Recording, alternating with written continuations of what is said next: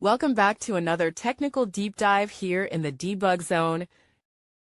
Today we're tackling a big question and breaking it down with insights from other users. Hopefully this clears up some misconceptions and helps you get the answer you need. So buckle up, stay a little curious, and let's jump right in.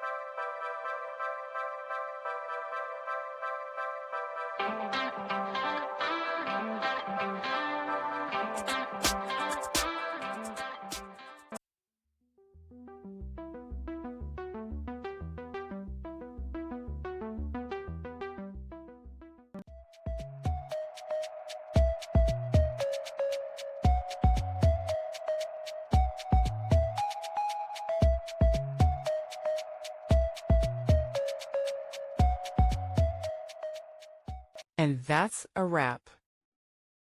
I hope you found the answer you were looking for. If you did, take a second to hit that subscribe button. It really helps out. And let me know in the comments which solution worked best for you. See you next time in the debug zone.